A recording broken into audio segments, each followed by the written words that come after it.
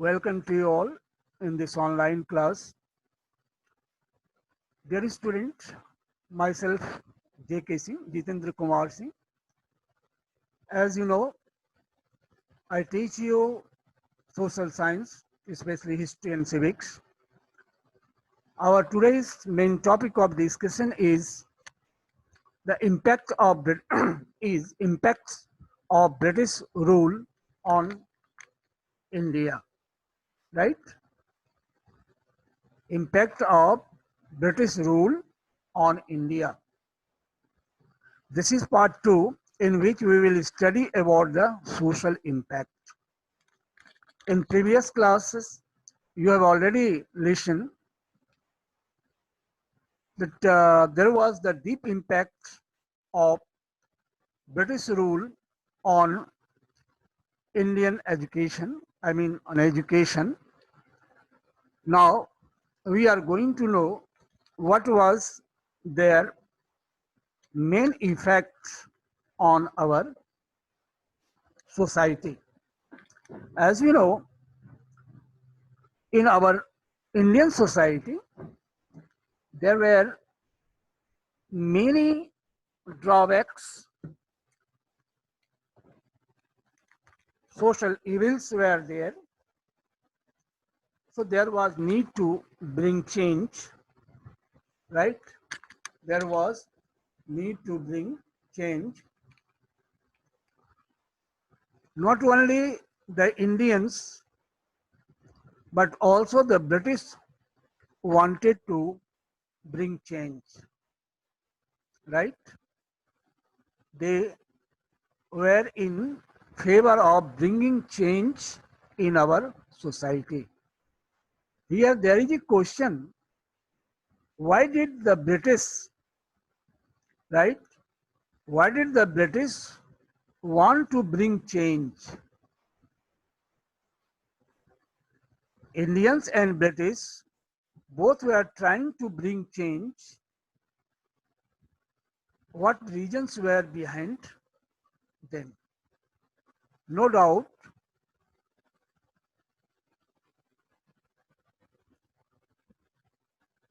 why not, why only the British should be in favor of change, right?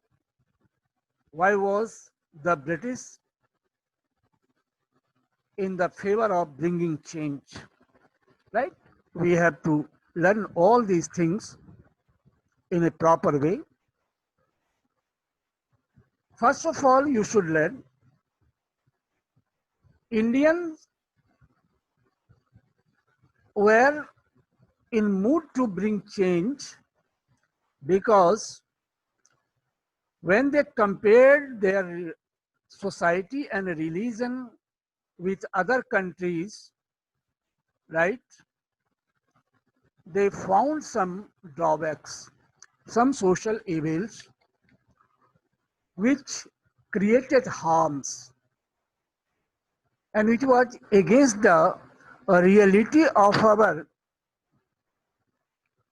oldest religion and culture or Vedas. So they wanted to bring change. And on other hand, the British was also in favor to bring change. Here you have just now seen, right? You have just now seen or looking here, the British and educated Indians wanted to bring change.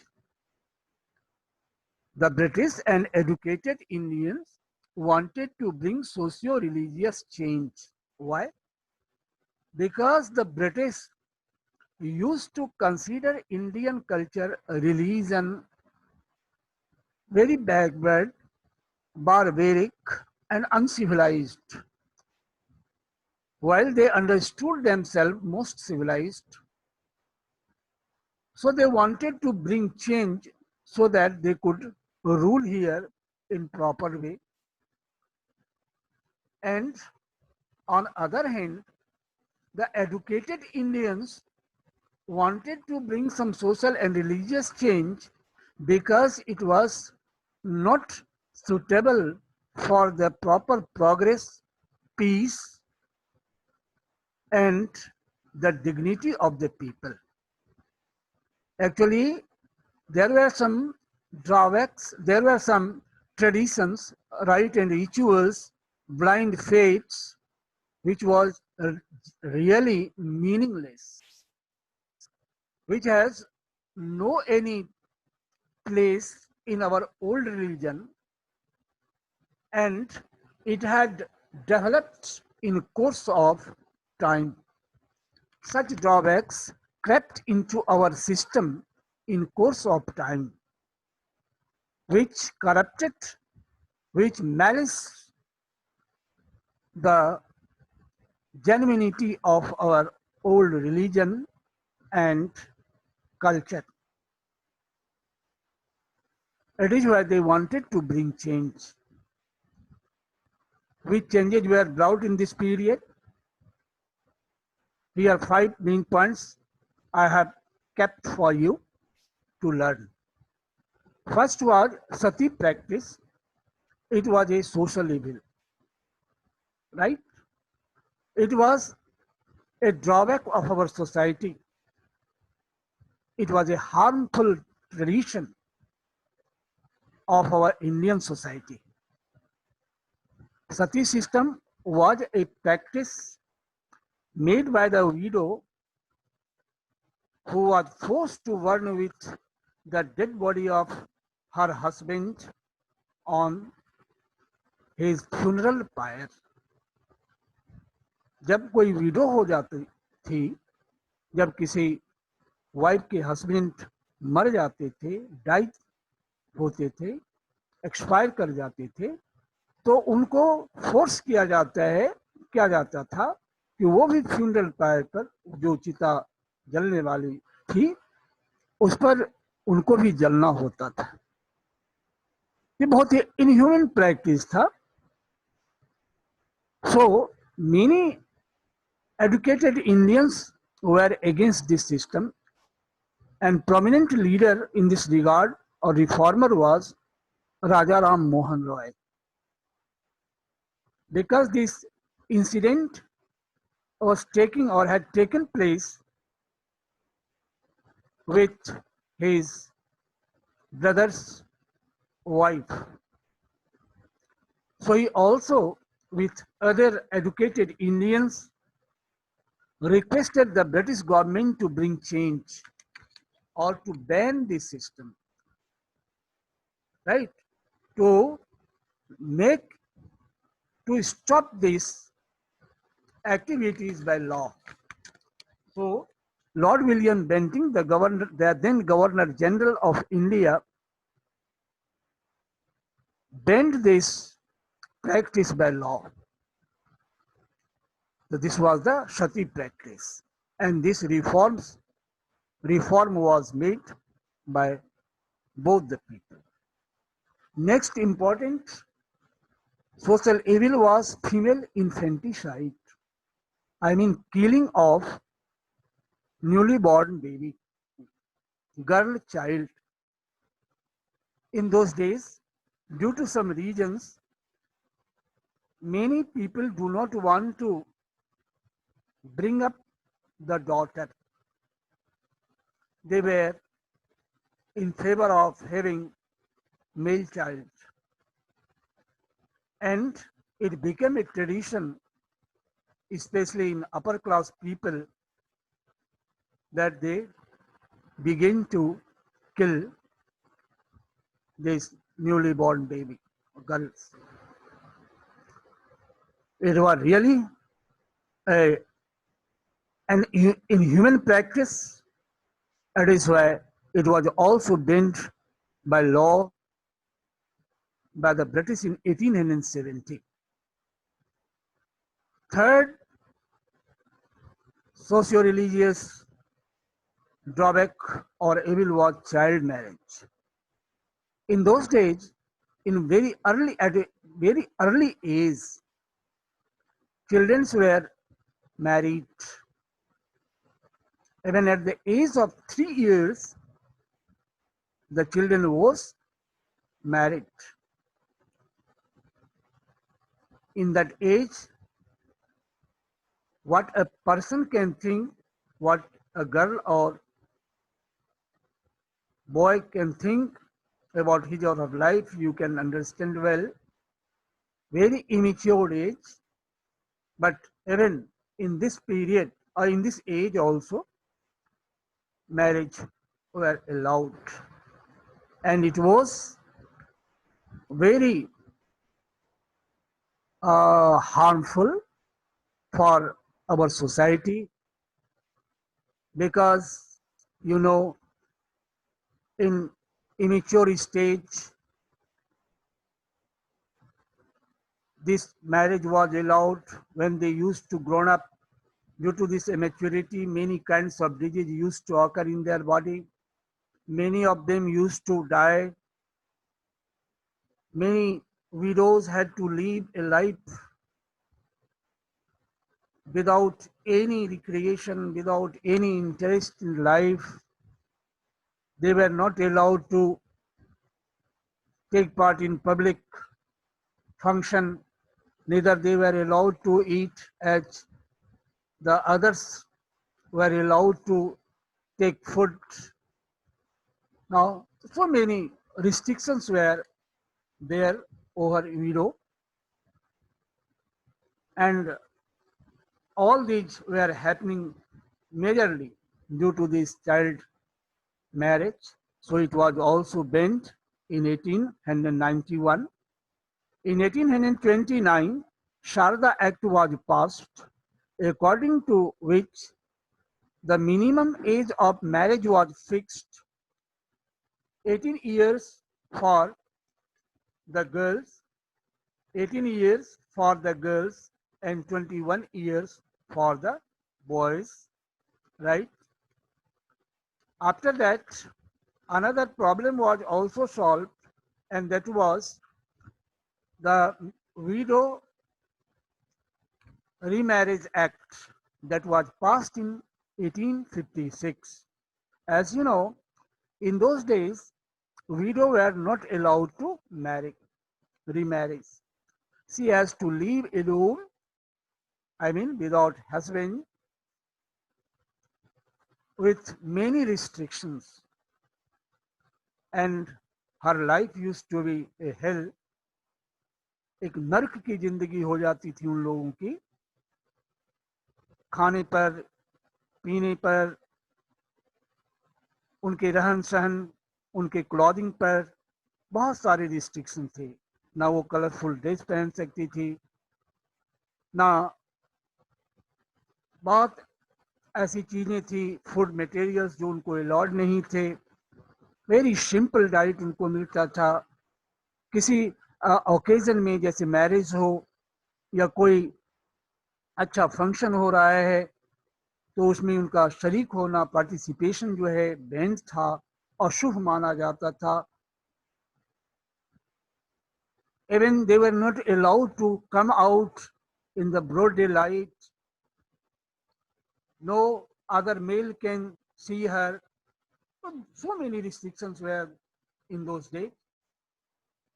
And it was opposed by so many educated Indians, but they were led by Ishwar Chandra Vidyasagar, and he himself married with a widow in spite of belonging to a very orthodox Brahmin family. And since the day widow remarriage started.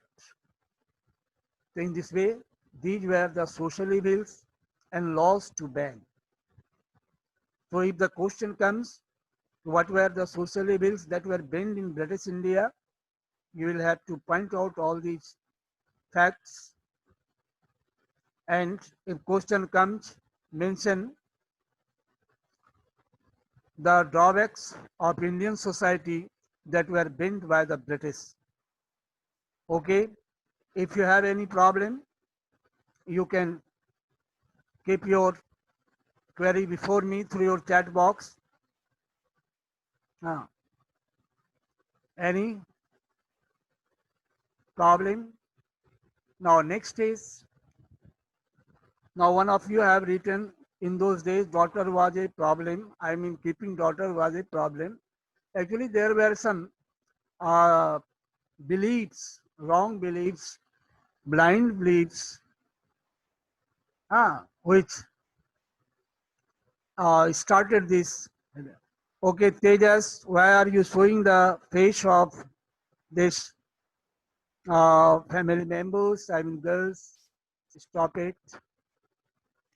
Now, next is this slide, next slide.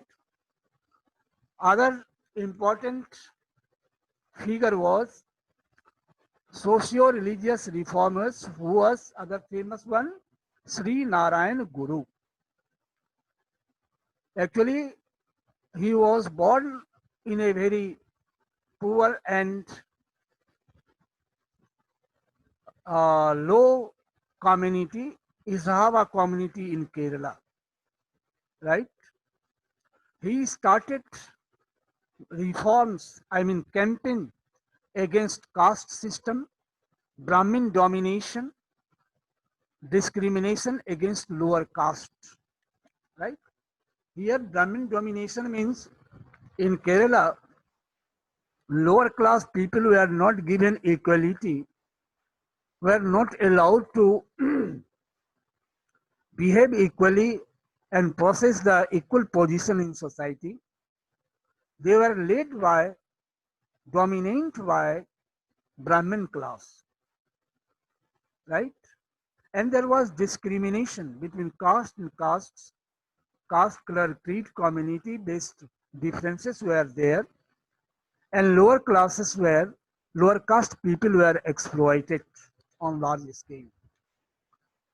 He disliked this type of system of society, and he started reforms and awareness programs awakening to the people, especially the Dalit and the lower caste people, against so many restrictions. He constructed alternate temples because upper caste people's temple were not allowed to enter, or they were not allowed to enter in the temples built by the upper class people. While he advocated, he said that all religions are equal, all peoples are equal, everyone should have the same facilities. Since he was belonging to the lower caste people, that is why upper caste people did not allow him to, I mean, did not allow the lower caste people to avail these facilities. So he made alternate temples, and he spread a message of one God, one caste, and one religion to wipe out all kinds of differences. सारे differences के root को root out करने के लिए, खत्म करने के लिए उन्होंने एक नारा दिया, उन्होंने एक सिद्धांत दिया, एक प्रिंसिपल दिया उन्होंने कि one God, one cast, one religion. इस दुनिया में सिर्फ एक ही गॉड है, एक ही कास्ट है और एक ही रिलीजन है। इसलिए सब में क्या होना चाहिए? यूनिटी होना चाहिए और सबको एक समान समझना चाहिए। Everyone should be treated equally. There should not be any place of any line of demarcation such as caste, community, religion, etc. Is it clear? And he opposed the conversion to other religions. What does it mean?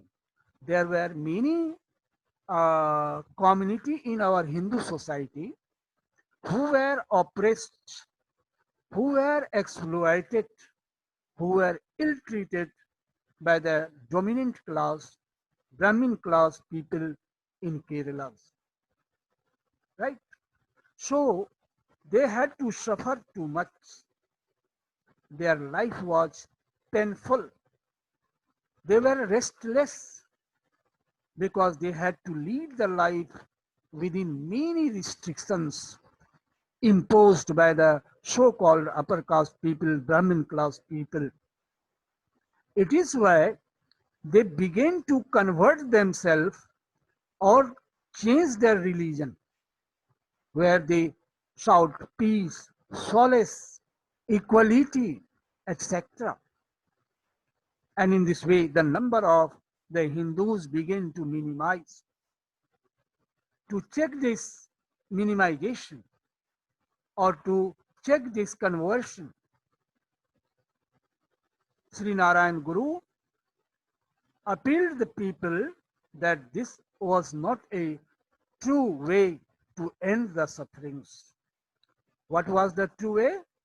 To fight against the stark realities, to stark drawbacks, social evils of the society. Unless and until they will fight against them, they could not get relief.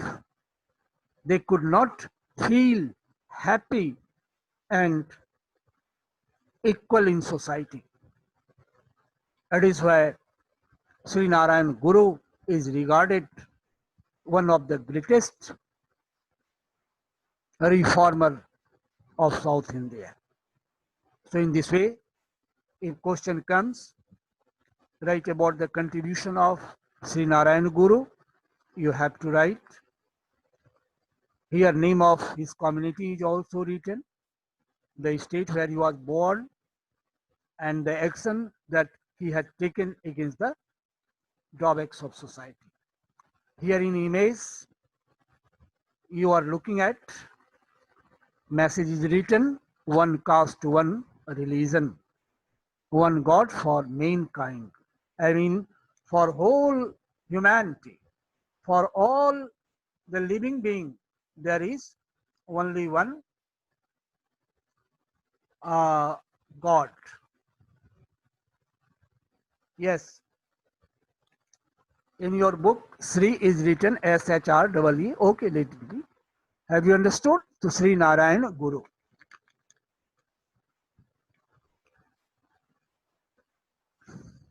So this is the important part of your learning. You should learn it and you should prepare one question. What long question? Who was Sri Narayan Guru? Write about his contribution. Okay, write about his contribution. Now next is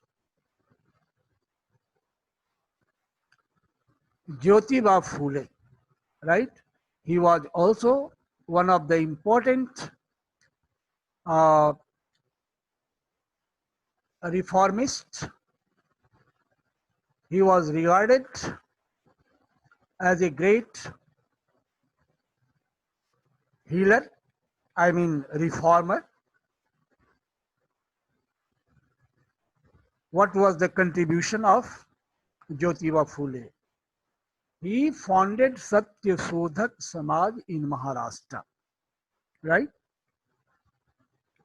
To spread his idea among the people, to bring change in society, there was need to have an association, group of people, supporter, right? And it is why he formed an association, and that was Satya Shodhak Samaj. It was an organization that worked for the upliftment of low and oppressed classes, right? Oppressed classes. Is it clear? Oppressed classes. Oppressed classes means those who are exploited by whom? By the upper class people, whose right has been snatched by the people, upper caste people. So he worked for the betterment of low and depressed class people. He considered education as a means of liberation. Liberation means freedom. Freedom from which? From many restrictions. And nowadays, it is 100% true. Education is the best means or main means of liberation from all kind of anxieties and problems, drawbacks. If you get education, if you receive education in proper way, you become a good serviceman. Your poverty disappears. If you become a good human being, you get the prestige and power in your society, popularity, name and fame in your society. Suppose if anyone is in your society who is not regarded as a good person, who is not given due place, due respect because of his caste, creed, community, poverty, unemployment, and suppose by getting education he becomes a rich person, a successful person, what does happen? Everyone begins to pay proper regard to him or her, right? So he also said the education is the main means or the best means of liberation from all kind of problems like exploitation, ill treatment, right? Harassment. Now next is he started special schools for underprivileged. Underprivileged means poor, who have not any kind of special rights. I mean, the group of the person who have no due money, material, and place and power to get proper education, to get proper place in society, to get proper service in administration. They are called the underprivileged, poor, Dalit, lower, all these are underprivileged class people. Have you understood? Next important contribution of him was what? He created awareness about the miserable condition of untouchables and lower caste people. What were the main reasons of their poverty, ill condition, and they highlighted some main points. They said they quantified the reasons as the poverty, unemployment, lack of struggling attitudes, and by bringing some programs among them or message among them, he created awareness to possess the due place in society among the untouchables and lower castes. Next is he gave the birth of anti-Brahmin movement.